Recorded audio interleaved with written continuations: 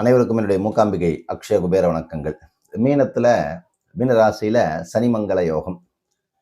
இது ஏப்ரல் 2ஆம் தேதியிலிருந்து ஒரு 5 ராசிகளுக்கு சிறப்பான ஒரு வாய்ப்பை ஏற்படுத்தி கொடுக்கக்கூடிய ஒரு காலகட்டம். பொதுவாக இந்த சனி செவ்வாயினுடைய யோகம் வந்துருச்சு அப்படின்னாவே அவர்கள் வாழ்க்கையில ஒரு போராட்டத்தை கொடுத்து அவர்களை எப்பாடுபட்டாவது அந்த இடத்தை பிடிச்சே ஆகணும்னு சொல்லக்கூடிய ஒரு அமைப்புன்னு சொல்லலாம். சனி செவ்வாய் சேர்ந்துச்சுன்னா ஒரு பக்கம் பிரச்சனைன்னு ஒரு பக்கம் பேசிட்டு இருக்கோம். ஆனால் ஒரு லைஃப்ல மனுஷன் சக்ஸஸ்ஃபுல்லாக வாழணும்னா சனி செவ்வாய் சேர்க்கிறது தான் ஜெயிக்க முடியும். நீங்கள் சனி செவ்வாய் சேர்க்கிறவங்க அத்தனை பேரும் பாருங்க, கண்டிப்பாக அது ஒரு வகையில் ப்ராப்ளமாக இருப்பாங்க. ஏன்னா அவங்க லைஃப்பில் பார்த்தீங்கன்னா எந்த அளவுக்கு பிரச்சனையை சந்திக்கிறாங்களோ அந்த அளவுக்கு பெரிய ஒரு மாற்றத்தையும் கொடுத்துட்டு போகக்கூடிய யோகமாக இந்த சனி செவ்வாய் இருக்குது. அது இருக்கக்கூடிய இடத்தை பொறுத்து தான் அந்த பிரச்சனைகள் இருக்குது.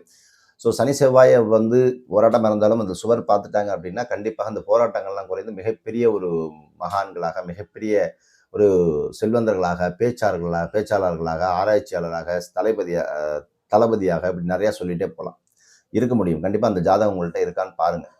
பொதுவாக இந்த சனி செவ்வாய் இணைவதால் என்ன ஆகுது அப்படின்னா அந்த மங்கள யோகம் என்று சொல்லப்படக்கூடிய அமைப்பு உருவாகக்கூடிய ஒரு அமைப்பு. ஏன்னா ஒரு கோபமும் உள்ள கிரகம், ஒரு போர் கிரகம். சனி வாதம் அப்படின்னா இது பிடிவாதம். அப்போ இந்த 2 வாதமும் பிடிவாதமும் சேர்ந்துச்சு அப்படின்னா யாரோட ஜாதகத்தெல்லாம் சனி செவ்வாயோட சேர்க்கை இருக்கோ அவங்க வீட்டில் பாருங்க கண்டிப்பாக எப்போ பார்த்தாலும் ஏதோ ஒரு வகையில் இவர் கோபக்காரராக இருப்பார், இல்லை சண்டை போட்டுக்கிட்டே இருப்பாங்க, இல்லை எதிராளிகிட்ட சண்டை போட்டுக்கிட்டே இருப்பாங்க. ஏன்னா அந்த கோபத்தை தூண்டு விட்டுக்கிட்டே இருக்கக்கூடிய கிரகம் யாருன்னு கேட்டால் செவ்வாய். அதை யாரோட சண்டை போடுறோம்னா வாதம், மனைவியோட இல்லை நண்பர்களோட ஏதோ ஒரு வகையில் சண்டைகள் இருந்துக்கிட்டே இருக்கும். இந்த ஏப்ரல் 2ஆம் தேதி பார்த்தீங்கன்னா குரு ஆளக்கூடிய இந்த மீனராசியில செவ்வாய் நுழையும் போது ஏற்கனவே அங்கே சனி இருக்கும்போது இந்த சனிமங்கல யோகம் இந்த கோச்சாரப்படி நடக்கக்கூடிய ஒரு அமைப்பு. அப்போ இந்த தாக்கமானது யாருக்கு சிறப்பான பலனை கொடுக்கும் அப்படின்னு பார்க்கும் பொழுது உங்களுடைய ஜாதகத்தில் நான் சொன்ன மாதிரி ஏற்கனவே சொன்ன மாதிரி தான் இந்த குரு சனி செவ்வாய் ஜாதகத்தில் சிறப்பாக இருந்துச்சு அப்படின்னா கண்டிப்பாக நல்ல மாற்றத்தை கண்டிப்பாக கொடுத்துரும். அப்போ சனி துலாமில் உச்சமாக இருக்கான்னு பாருங்க. அதே போல் செவ்வாய் பார்த்தீங்கன்னா மகரத்தில் உச்சமாக இருக்கான்னு பாருங்க, இல்லை மேஷம் விருச்சிகத்தில் உச்சமாக இருக்கான்னு பாருங்க, குரு அதே மாதிரி தனுசு மீனத்தில் உச்சமாக இருக்கான்னு பாருங்க, இல்லை கடகத்தில் உச்சமாக இருக்கான்னு பாருங்க. இதெல்லாம் ஜாதகத்தில் அந்த கிரகங்கள் நல்லா இருந்துச்சு அப்படின்னா சிறப்பான பலனை கொடுக்கும். அப்போ முதல் பலனை பெறக்கூடிய ராசியாக வரக்கூடியது ரிஷப ராசி. இந்த ரிஷபத்துக்கு 11ஆம் வீட்டில் சனி செவ்வாய் சேர்க்கை இருக்கக்கூடிய அமைப்பு அப்படிங்கிறதுனால இந்த யோகத்தால் பார்த்தீங்கன்னா 11ஆம் வீடுங்கிறது நிதி சம்பந்தப்பட்ட விஷயங்கள், வரக்கூடிய வருமானம், தொழில் முன்னேற்றம், பாதை, அந்த தொழிலை விரிவாக்கம் பண்ணுறதுக்கு உண்டான விஷயங்களை எல்லாத்தையும் செஞ்சு கொடுக்கக்கூடியது. அப்புறம் ஏப்ரல் 2ஆம் தேதிக்கு பிறகு பார்த்தீங்கன்னா நீண்ட நாளுக்கு உண்டான உழைப்புக்கு உண்டான பலன்கள் கிடைக்கும். உறவுகளுக்கு மதிப்பு கொடுக்கக்கூடிய காலகட்டம். டக்குன்னு ஒரு முடிவு எடுக்காமல் அவசரப்படம் நிதானித்து செய்தீர்கள் என்றால் நிச்சயமாக இந்த ரிஷபராசிக்காரர்களுக்கு நல்ல மாற்றத்தை கண்டிப்பாக கொடுப்பார். பொதுவாக ரிஷபத்துக்கு சனி நல்லது பண்ணுவார், கவலைப்பட வேண்டாம், யோகாதிபதியும் கூட. ஆனால் அதே சமயம் அந்த ரிஷபத்துக்கு சனி நல்லா இல்லை அப்படின்னா கண்டிப்பாக இப்போது நான் உங்களுக்கு ஒரு விஷயத்தை கொடுக்கணும்னு நினைக்கணும் அப்படின்னா கூட உங்கள் அட்ரஸ் தெரியலன்னா கண்டிப்பாக கொடுக்க முடியாது. அந்த மாதிரி தான் ரிஷபத்துக்கு சனி எவ்வளோதான் யோகாதிபதியாக இருந்தாலுமே கூட உங்கள் ஜாதகத்தில் சனி நீசமாக இருக்குது, உங்களுக்கு சனி வஸ்தவனமாக இருக்குது அப்படின்னா கண்டிப்பாக அது நல்லது செய்ய முடியாத ஒரு சூழ்நிலை தான் சனியும் இருப்பார். அவங்களாம் நீங்கள் கேட்டு பார்த்தா ஆனால் எல்லாம் சொல்லிட்டு இருப்பாங்க ரிஷபத்துக்கு ஆஹா ஓஹோ அப்படி இப்படிம்பாங்க. உங்கள் ஜாதகத்தில் ரிஷபம் நல்ல சனி நல்லா இருந்தால் நல்ல பலன்கள் இல்லை அப்படின்னா கண்டிப்பாக அந்த பலன்களுக்கு உங்களுக்கு போய் சேருவது கண்டிப்பாக காலதாமதம் ஆகியே தீரும். கட்டங்களை அனுபவித்தே தீர வேண்டும். அடுத்தது மிதுனம். மிதுனத்தை பொறுத்த வரைக்கும் என்ன அப்படின்னா 10ஆம் வீட்டில் இந்த சனிமங்கல யோகம் எடுத்தோம் அப்படின்னு கேட்டிங்கன்னா இவங்களுக்கு வேலை சம்மந்தப்பட்ட விஷயங்கள் சேஞ்சஸ் வரப்போகுது. ரொம்ப நாள் காத்துக்கிட்டு இருந்த வேலை கிடைக்குமா, இல்லை எழுதியிருக்கக்கூடிய எக்ஸாமுக்கு பாஸ் ஆகி அடுத்த கட்டத்துக்கு நகர்வனா, ப்ரமோஷனு, வேலையில் அடுத்த கட்ட பதவி, இது எல்லாத்தையுமே குறிக்கக்கூடியது இந்த மிதுனத்துக்கு நல்ல மாற்றம் கிடைக்க போகுது. பிஸ்னஸ் பண்ணுறவங்களுக்கெல்லாம் நல்ல லாபம் கிடைக்கக்கூடிய ஒரு காலகட்டம். நான் திரும்ப சொல்கிறேன், உங்களுக்கு நல்ல பிளான், அமைதியான ஒரு திட்டங்கள், ஒரு குழப்பிக் கொள்ளாமல் புத்தம் புதிய திட்டமிடல், சரியான ஒரு என்ன சொல்கிறது, ஒரு வெல்விஷர், ஒரு குரு, இதெல்லாம் எடுத்துக்கிட்டு அவருடைய ஆலோசனைப்படி நீங்கள் உங்கள் வாழ்க்கையை எடுத்துகிட்டு போனீங்க அப்படின்னா இந்த ஏப்ரல் 2ஆம் தேதிக்கு பிறகுலாம் கண்டிப்பாக நல்ல மாற்றத்தை நீங்கள் எதிர்பார்க்கலாம். அதுக்கு அடுத்த வரக்கூடிய ராசி சிம்ம ராசி. சிம்மத்தை பொறுத்த வரைக்கும் என்ன அப்படின்னா 8ஆம் வீட்டில் அந்த சனி செவ்வாயினுடைய சேர்க்கையானது இவர்களுக்கு உடல்நிலை குறைவு, அதே போல் எதிரிகளுடைய தொல்லை,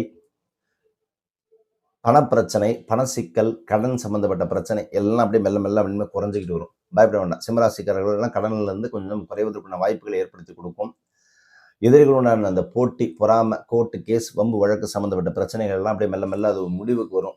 ரொம்ப நாளாக இழுத்துக்கிட்டு இருந்த அந்த கேசஸ் எல்லாம் பார்த்தீங்கன்னா அது ரிசல்ட் கிடைக்காம, பணம் இல்லாமல் அந்த கேஸை நடத்த முடியாமல் பல பிரச்சனை அனுபவிச்சுட்டு இருக்கிறவங்க சிம்மராசிக்காரர்களுக்கெல்லாம் ஒரு மாற்றம் கிடைக்க போகுது. எப்பயுமே உங்கள நீங்க கண்ட்ரோல்ல வச்சுக்கிறது உங்களுக்கு பல விதத்துல நல்லது.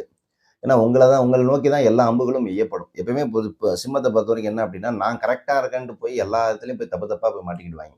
அப்ப நான் கரெக்ட்டா செய்றேன், நான் கரெக்ட்டா தான் இருக்கேன், நான் கரெக்ட்டா தான் போறேன்னு நெனச்சுக்குவாங்க. ஆனா நம்ம வாழக்கூடிய காலம், நம்ம வாழக்கூடிய உலகம், சுத்தி இருக்கக்கூடிய மனிதர்கள் சரி கிடையாது. அப்ப என்ன ஆகும் அப்டின்னா, நான் சரியா போயிட்டுருக்கேன்னு சொல்லிட்டு எல்லார்கிட்டயும் ஏமாற்றப்பட்டு திரும்ப திரும்ப செவுத்துல அடிச்சுட்டு வந்த மாரி திருப்பி வருவாங்க. ஸோ அதனால இந்த சிம்ம ராசிக்காரர்களை பொறுத்தவரைக்கும் என்ன அப்டின்னா, பெர்ஃபெக்ஷனிசம்ங்கிறது உங்ககிட்ட இருக்கும். ஆனா அடுத்தவங்கள்ட்ட இருக்குன்ட்டு தயவுசெய்து எதிர்பார்க்காதீங்க. அதேபோல உங்கள் எதிர்காலத்தில் எதிர்மறையான விளைவுகளை ஏற்படுத்தக்கூடிய அமைப்பாக இருக்கக்கூடிய அமைப்பு இருக்கிறதுனால, கொஞ்சம் உங்களை நீங்கள் சரி செய்து கொள்வது, மனதளவில் உங்களை நீங்கள் தயார் செய்து கொள்வது ரொம்ப நல்லது. அதுக்கு அடுத்தது துலாம் ராசிக்காரர்கள். இந்த துலாமுக்கு எடுத்தீங்க அப்படின்னா, 6ஆம் வீட்ல இந்த சனி, செவ்வாயினுடைய சேர்க்கையானது வந்து பார்த்தீங்கன்னா, உங்களுக்கு அந்த ரெஸ்பெக்ட்ட ஏற்படுத்தி குடுக்கும். அப்படின்னா என்ன? உங்க சமூகத்துல வந்து ஒரு கௌரவம், அந்தஸ்து, அதேபோல ஆல்ரெடி இருக்கக்கூடிய பிரச்சனைகள், இது எல்லாத்தையும் முடிவு பண்ணி, அந்த பிரச்சனைகளை தீர்ப்பதற்கு உண்டான ஒரு ஐடியா, அதேபோல கடனை நிவர்த்தி செய்வதற்கு உண்டான பணம் பெறலுவது, அதேபோல இருக்கக்கூடிய கடனை செட்டில்மெண்ட் பண்றது, இது எல்லாமே உங்களுக்கு கிடைக்க போகுது. பொறுமையா இருந்து காரியத்தை சாதிக்கிறதுக்குண்டான வழிய பாருங்க. அவசரப்பட்டு டக்கு டக்குன்னு எந்த ஒரு விஷயத்திலும் முதலீடு செய்ய வேண்டாம். ஏப்ரல் 2ஆம் தேதிக்கு பிறகு கண்டிப்பாக உங்களுக்கு முன்னேற்றமானது கிடைக்க போகுது. உணவு விஷயத்துல கண்டிப்பாக தேவை. அதேபோல வண்டி வாகனம் சம்பந்தப்பட்ட விஷயங்கள்ல வாங்குறதா இருந்தாலும் சரி, இன்வெஸ்ட் பண்றதா இருந்தாலும் சரி, இல்ல விக்கிறதா இருந்தாலும் சரி, கண்டிப்பாக துலாம் ராசிக்காரர்கள் பொறுத்திருந்து ஒரு ஒரு விஷயத்தை செஞ்சீங்க அப்படின்னா கண்டிப்பா உங்களுக்கு சக்சஸ் உண்டு. அதுக்கு அடுத்ததா வரக்கூடிய ராசி கும்பராசி. பொதுவா நான் ஏற்கனவே சொன்னதுதான். கும்பத்தை பொறுத்தவரைக்கும் என்ன அப்படின்னா, உங்களுக்கு 2ஆம் வீட்டில், உங்க ராசிக்கு 2ஆம் வீட்ல சனி. அங்க தான் செவ்வாய் இருக்கு.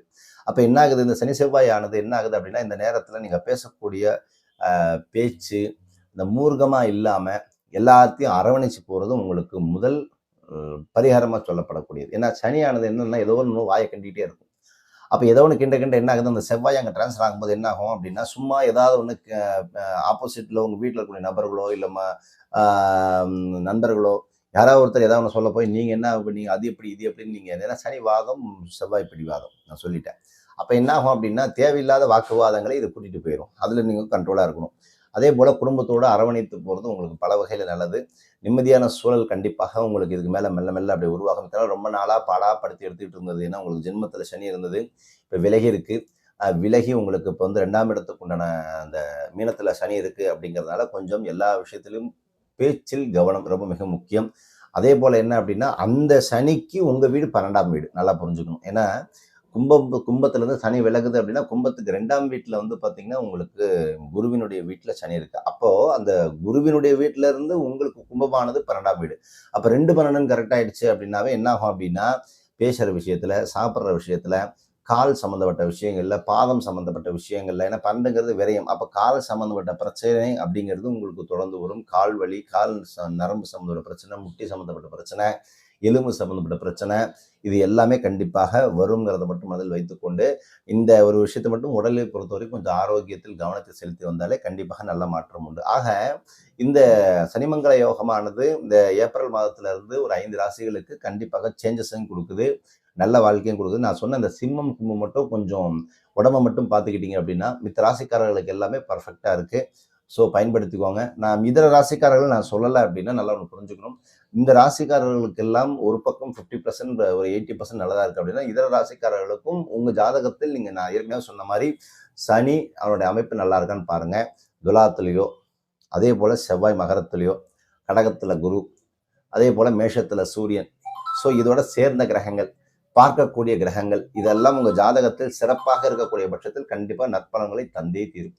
உங்க ஜாதகத்துல ஒரு கிரகம் நல்லா இல்லை அப்படின்னா, கெட்டு போயிருக்கு, அஸ்தமனம் ஆயிருக்கு அப்படின்னா, கண்டிப்பாக அது எவ்வளோ ஆஹா ஓஹான்னு பேசினாலும் கண்டிப்பா அது உங்களுக்கு சிறப்பான பலன்களை தராது. உங்க ஜெய ஜாதகத்துல கிரகம் நல்லா இருந்துச்சா நல்ல பலனை கொடுக்கும். அது கெட்டு போயிடுச்சு அப்படின்னா, ஆஹா ஓஹான்னு எவ்வளோ பேசினாலும் கண்டிப்பா நல்ல பலன்களை தராது. இது நான் அனுபவத்தில் கண்ட உண்மை. அது அதுவும் யோகாதிபதியாக இருந்தாலுமே அந்த கிரகமானது அஸ்தமனம் ஆயிடுச்சு அப்படின்னா கண்டிப்பாக நல்ல பலன்களை தருவதற்கு வாய்ப்பே இல்லை. மாறாக அந்த கஷ்டங்களை அனுபவிச்சுத்தான் ஆகணும். அதுக்கு என்ன ரெமெடி பண்ணணும், அதுக்கு பரிகாரங்கள் எப்படி பண்ணணுங்கிறதும் அதுக்குள்ளேயே இருக்கு. ஸோ இப்போ உங்க ஜாதகத்தை தடுக்கக்கூடிய ஆள் யாரு, முடக்கக்கூடிய ஆள் யாரு, யார் தடுக்கிறா, யார் கெடுக்கிறா, யார் முடக்கிறா, எப்போ எனக்கு இது நடக்கும், இது நடக்குமா நடக்காது, எல்லாமே அதுக்குள்ளேயே தான் இருக்கு. கொஷினும் அங்கே தான் இருக்கு, ஆன்சரும் அங்கே தான் இருக்கு. அதை எடுத்து பிடிச்சிட்டோம், கரெக்டாக பிடிச்சிட்டோம் அப்படின்னா கண்டிப்பாக நீங்கள் ஜெயிச்சுடலாம். ஸோ அதை பற்றி தெளிவான கன்சல்டேஷன் வேணும் அப்படின்னா அந்த ஸ்க்ரீனில் தெரிய நம்பருக்கு அப்பாயின்மெண்ட் ஃபிக்ஸ் பண்ணிக்கோங்க. அடுத்த பதிவில் வேறு என்னை பற்றி சிறப்பாக பேசலாம். தொடர்ந்து உங்களுக்காக அடுத்தடுத்து ஒரு புதிய புதிய பதிவுகளோடு உங்களை சந்திக்கின்றேன். நற்பவி நல்லதை நடக்கட்டும். ஓம் ஸ்ரீ குருபியோ நமः.